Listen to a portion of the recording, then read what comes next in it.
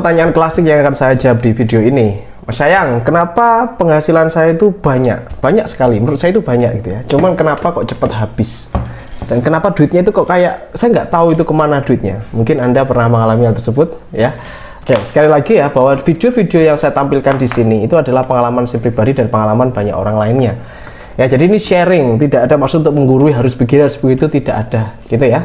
Silahkan Anda bisa menuliskan doa terbaik di komentar juga agar diaminkan oleh ratusan viewer video ini.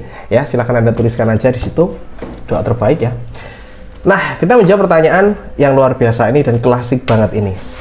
Kenapa penghasilan saya banyak tapi cepat habis? Ada beberapa faktor saudara sekalian ya. Saya akan terangkan, simak videonya sampai selesai pelan-pelan aja gitu ya. Lihatnya sampai santai, siapa tahu ada videonya ini pesannya ada yang bermanfaat di tengah atau di akhir gitu ya. Jangan skip-skip, tenang aja. Jadi faktor yang pertama adalah kita harus melihat dulu dari mana asal uang tersebut. Jadi kalau kita misalkan dapat duit itu ya, itu dari mana? Apakah uang tersebut itu berasal dari berkah atau nggak berkah? Ibaratnya gitu ya. Nah, loh Mas, nilainya gimana nih berkah dan nggak berkah? Nah, kita lihat nih cara mendapatkan uang kita itu dari mana? Ya, dari suatu bisnis atau kita memang benar-benar pure murni ya, atau dari kita yang dilarang oleh Allah Subhanahu wa taala. Nah, ini penting ya. Rezeki berkah dan tidak berkah. Perbedaannya apa, Mas?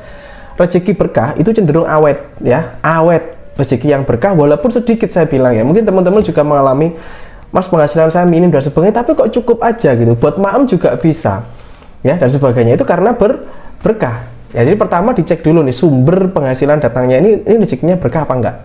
Dicek dari masing-masing kita. Jadi ini pengingat untuk diri saya sendiri juga dan saya sharing aja dengan kalian ya. Jadi pertama itu ingat uang yang kita dapat ini merugikan orang lain enggak sih? Apakah saya zalim kepada orang lain? Apakah saya merugikan orang lain? Nah, itu dilihat dulu di situ ya. Insya Allah semoga teman-teman masuk dalam kategori rezeki berkah ini ya. Itu yang pertama, dicek dulu sumber uangnya itu masuknya dari mana. Itu penting banget.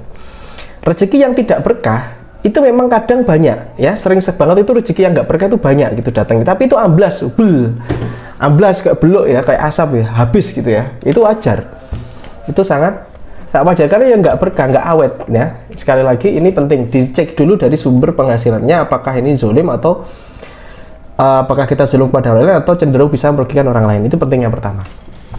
Lalu yang kedua ini adalah bagaimana cara Anda mengatur uang. Nih ya, setelah Anda pastikan ke yang pertama, oke Mas, rezekiku alhamdulillah berkah. Saya kerja ini dari hal-hal yang halal gitu ya dan berkah, luar biasa alhamdulillah. Terus kok masih tetap habis juga? Nah, ini coba Anda recheck manajemen keuangannya.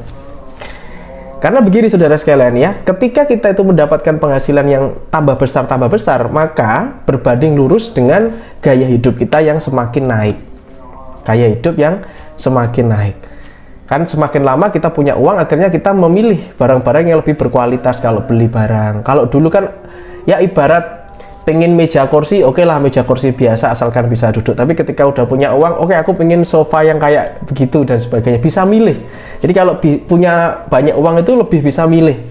Nah, biasanya tanpa sadar kita itu menaikkan gaya hidup kita, sehingga pengeluarannya pun juga jor-joran. Nah, maka perlu disaring lagi, teman-teman perlu dicatat, direview. Sebenarnya pengeluaran saya itu kemana? Itu pelan-pelan aja teman-teman mulai melakukan pencatatan ya, pencatatan dalam dirinya, keluarganya. Mungkin bagi ibu-ibu yang nonton video ini ya, Anda bisa catat, mulainya catat aja. Oke, keluar beli sayur. Oke, ini kemarin beli vas bunga, beli apa gitu ya, dicatat. Nanti akan kita tahu dalam 1 bulan itu uang itu kemana. Oh, ternyata memang bener. Ternyata buat gaya hidup, buat gaya-gayaan. Uangnya kemarin habis buat jalan-jalan dan sebagainya. Ya, nggak kerasa, saudara sekalian. Kalau kita tidak membiasakan ini, maka kita tidak akan pernah tahu kemana aliran pengeluaran kita. Pemasukannya jelas, pengeluarannya yang tidak jelas gitu ya. Nah, maka saran saya adalah bagaimana ya, tekan, tunda. Saya bilang bukan tidak. Ya misalkan, Mas saya kepingin jalan-jalan gitu ya, tapi uangnya ini gini-gini, ya udah. Tunda dulu jalan-jalannya. Kalau misalkan uangnya itu bisa diputer-puter dulu, bisnis, tambahin modal usahanya dan sebagainya, bisa ya, puter dulu aja. Bukan jangan rekreasi, bukan rekreasi kan untuk healing ya, untuk refresh gitu ya, boleh. Cuman kalau memang kondisi ekonominya masih begini, Anda tunda dulu ya, tunda dulu. Jadi utamakan kebutuhan. Kebutuhan itu apa Thomas? Ya, makan. Terus dana jaga-jaga ini penting juga, kalau misalkan rumah bocor dan sebagainya, keluarga sakit ini penting juga ya. Jadi utamakan kebutuhan ya. Keinginan tunda dulu kalau emang perlu ditunda. Nah, mari kita koreksi diri masing-masing. Nah, itu tadi, penghasilan kok cepat habis, kenapa? Ya faktornya biasanya ya dua hal itu. Yang pertama, rezekinya kurang berkah ya, cepat habis. Makanya kalau kurang berkah itu ya, coba nanti cek lah, kita coba cek diri masing-masing. Yang kedua adalah itu tadi, manajemen keuangannya kurang oke ya. Semoga bermanfaat ya video ini. Assalamualaikum warahmatullahi wabarakatuh. Gimana dengan kalian? Kalian setuju nggak? Tulisin di komentar atau ceritain juga pengalaman kalian di komentar. Oke? Saya tunggu komentar Anda. Assalamualaikum warahmatullahi wabarakatuh. Have a nice day and good luck. Salam laris manis.